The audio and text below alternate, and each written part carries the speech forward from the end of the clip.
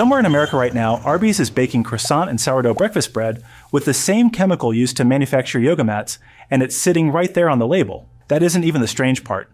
There's a whitening agent in your kids' Halloween candy too, the one that makes it glow a little brighter under store lights, and the European Union has banned it outright. The number that should bother you first is 10,000. Roughly how many chemicals are currently used in the American food supply, compared with roughly 300 formally authorized across the European Union. That gap didn't happen by accident. Since 2000, companies have asked the FDA to formally review a brand new food chemical exactly 10 times. They used a quieter self-certification route 863 times instead, letting a company decide its own product is safe without a regulator ever seeing the paperwork. The ingredient label in your kitchen right now was most likely reviewed by exactly one entity, the company that profits every time you buy it. The government most people assume is checking never saw it. One of those chemicals stayed illegal in lipstick for 35 straight years while it sat completely legal in your kids' Halloween candy, and something specific finally broke that pattern in 2025. You're also about to meet the woman who took on one of the biggest sandwich chains in the country over a single ingredient, and find out whether beating them changed anything at all. In February of 2014, a food blogger in North Carolina named Vani Hari read the ingredient label on a Subway sandwich. She wasn't a scientist or a lawyer, just a blogger who ran a food website called Food Babe and had built a habit of researching what was actually in her food. One ingredient made her stop and read the label twice. Azodicarbonamide, the same compound used to manufacture foam rubber and yoga mats, baked into the bread at every one of Subway's 26,000 US locations. Plenty of ordinary chemicals do double duty in industry and in food, so that overlap by itself isn't unusual. What made this case worth investigating was simpler. Nobody outside the company selling that bread had ever confirmed the amount baked into it was actually safe to eat. Hari didn't call a lawyer. She started an online petition instead, asking Subway to explain why a chemical used to make foam plastics was sitting in millions of sandwiches. In a statement released that same month, Hari explained why she targeted a company that markets itself as the healthy fast food option. It's unacceptable that major food companies are using an unnecessary and potentially harmful chemical in their products when it's clear they can make food without it. Within weeks, Subway proved the simplest part of her argument. The bread never needed the chemical in the first place. The petition collected more than 92,000 signatures within weeks. Subway's chief marketing officer told reporters the company had already started phasing the chemical out months earlier, insisting the timing had nothing to do with the petition. Within 2 months, the ingredient was gone from Subway's bread completely. The story spread within days. It felt like proof the whole system worked exactly as people assume. A citizen noticed something wrong, and a company fixed it fast. It wasn't proof of that at all. 11 years later, the same chemical is still legal, and it's still sitting in a different chain's bread today. Arby's listed azodicarbonamide on its own ingredient page for croissant and sourdough breakfast bread as of early 2025. The petition never touched the loophole that let the chemical onto the shelf in the first place. To understand that loophole, you have to go back to 1958. That year, Congress passed an amendment to federal food law creating a category called Generally Recognized as Safe, or GRAS. The idea was narrow at the time. Common ingredients safely eaten for generations, like salt and vinegar, didn't need a formal review because history had already proven them fine. 700 substances got that exemption on day one. Nobody involved in writing that law imagined it would eventually cover thousands of newly invented industrial chemicals instead. Then in 1997, the FDA changed the process again, and almost nobody noticed. The agency created a voluntary notification system, letting a company decide on its own that a new chemical qualified as GRAS using experts it hired and paid itself. Telling the FDA about that decision became entirely optional. A company that preferred to stay quiet simply could, and nothing in the law said otherwise. That single choice is the reason nobody today, inside the FDA or outside it, can say for certain how many new chemicals have entered the American food supply since.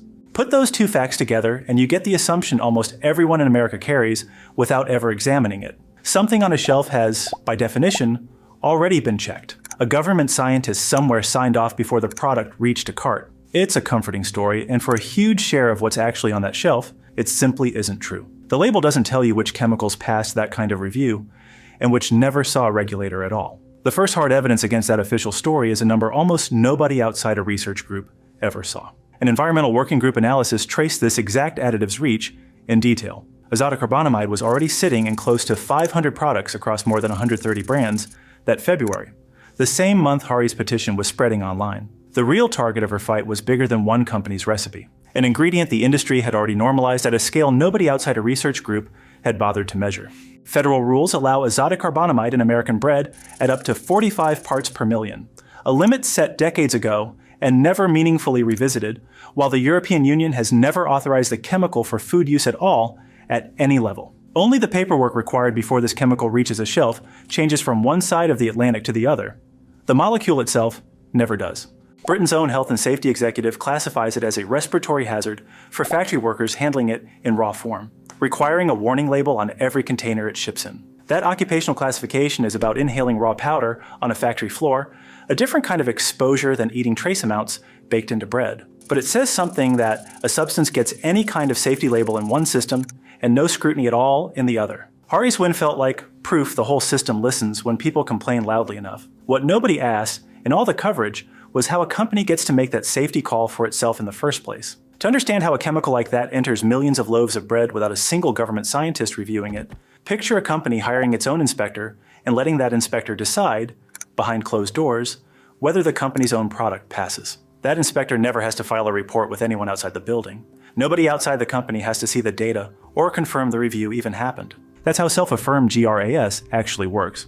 No metaphor required. In March of 2010, the Government Accountability Office, the federal government's own watchdog, concluded that the FDA's oversight process doesn't ensure the safety of new GRAS determinations, and that the agency hadn't systematically reconsidered older approved chemicals since sometime in the 1980s. Between 2004 and 2008, citizens and advocacy groups filed 11 petitions asking the FDA to re-examine specific ingredients on safety grounds, and the agency resolved only one of them.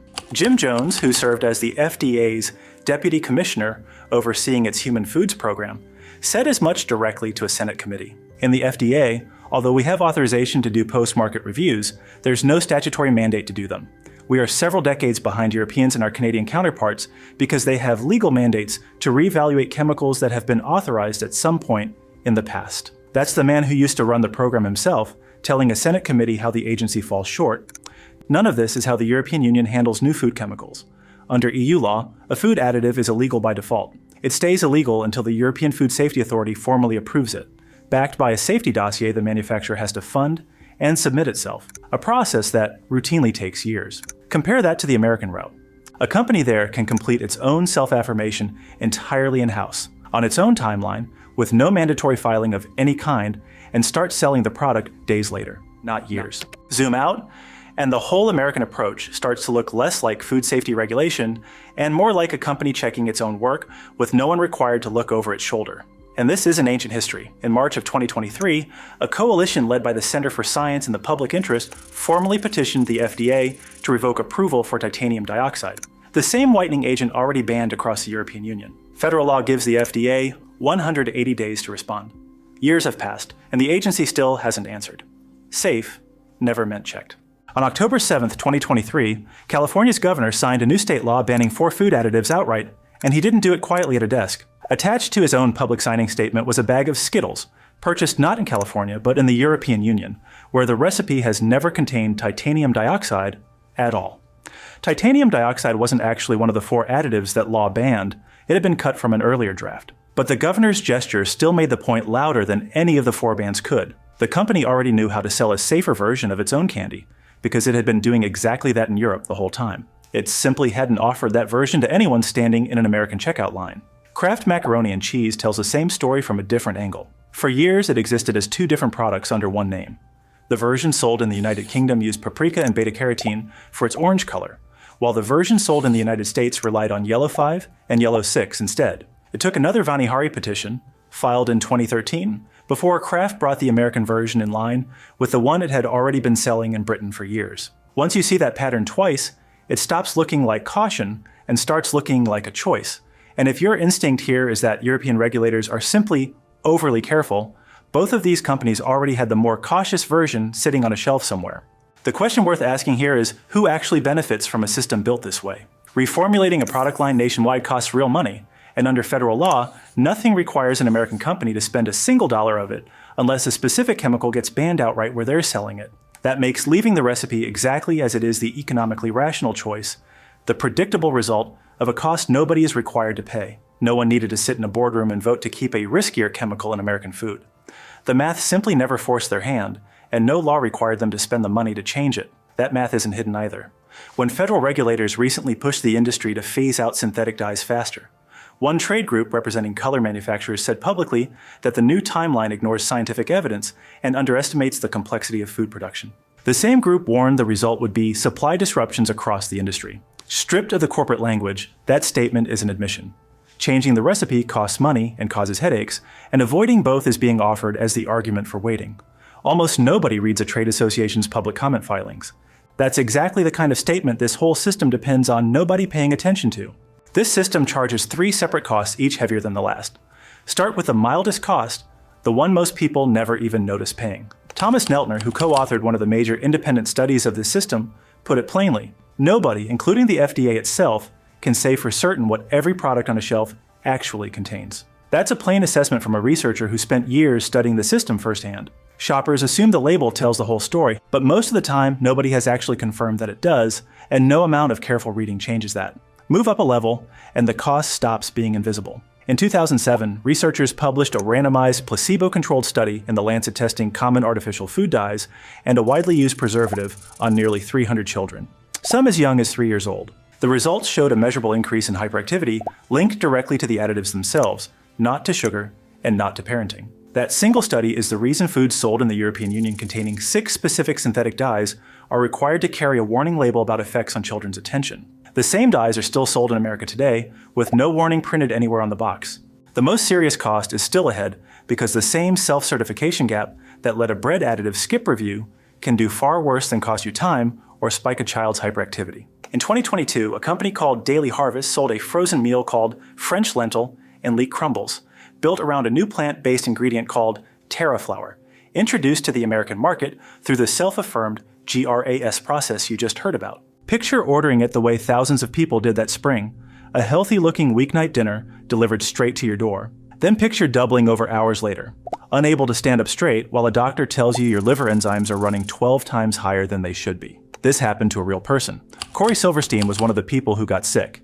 He described the pain to CNN afterward in 4 words. I've never experienced pain like that. Roughly 470 people across 39 states got sick that year. Many were hospitalized, and more than 40 needed surgery to have their gallbladders removed. The FDA didn't formally rule on Terra flour until May of 2024, when it concluded the ingredient never actually qualified as generally recognized as safe in the first place.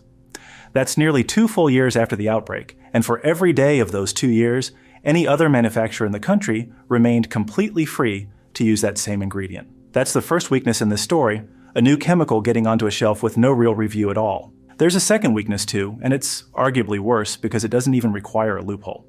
It applies to chemicals the FDA already reviewed and formally approved. Red dye 3 was one of 4 additives California had already voted to ban back in 2023, a law that doesn't fully take effect until 2027. The federal government took even longer to catch up.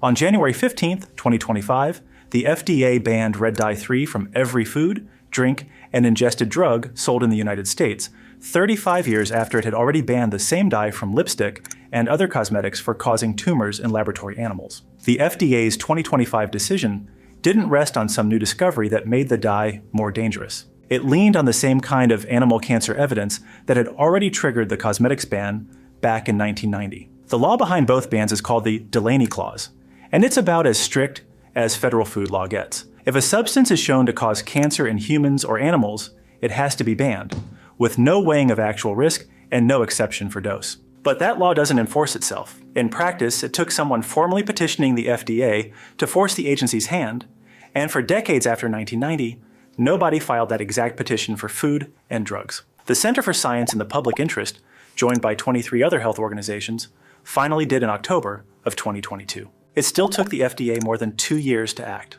The organization that filed that petition didn't hide its frustration when the ban finally landed. Its president, Dr. Peter Lurie, put the absurdity in a single sentence released the same day. At long last, the FDA is ending the regulatory paradox of Red 3 being illegal for use in lipstick, but perfectly legal to feed to children in the form of candy. The head of the organization that spent over 2 years pushing for this said it plainly, the moment the ban actually happened.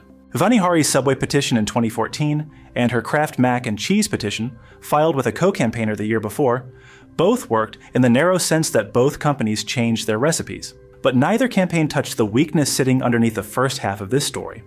the self-affirmed system that let a bread additive in without review in the first place.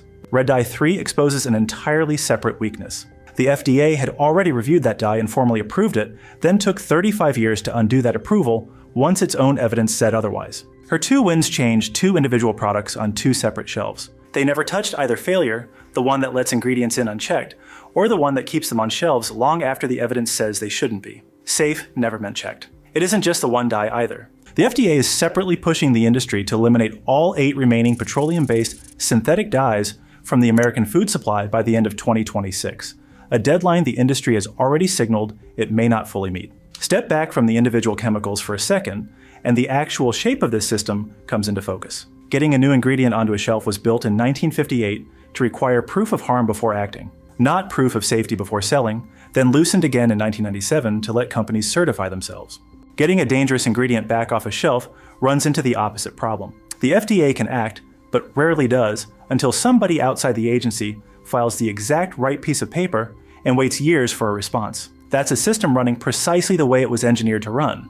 And to be fair, Europe's own system isn't beyond challenge either. A peer-reviewed toxicology review has argued the EU's 2021 decision on titanium dioxide was scientifically shaky, and that regulators in the United States and Canada looked at the same data and reached the opposite conclusion. Nobody standing in a grocery aisle with a phone and 5 minutes is going to out-research a system built by teams of scientists, lawyers, and lobbyists working for companies with far more time and resources than any single shopper will ever have. That imbalance is the actual condition everyone in this story is operating under.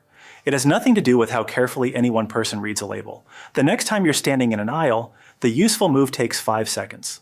Flip the package over, read the ingredient panel, and remember it only tells you what's inside, nothing about who actually checked it.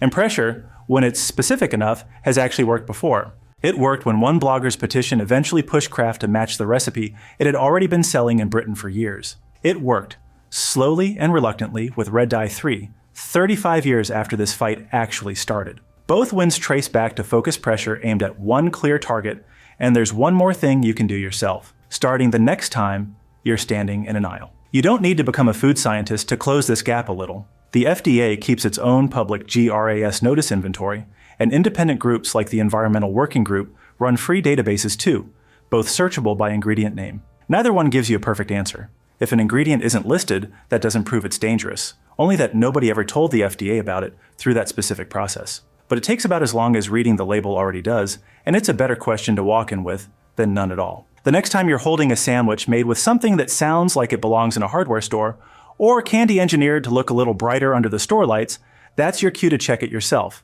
because the ingredient list was never the part of this whole system that was lying to you. Safe never meant checked. If you made it this far, the next video is already on your screen. It goes even deeper. See you there. Company signs its own paper, walks out the store. 35 years banned in lipstick, still legal in the candy. 45 parts per million, call it safe, that's handy.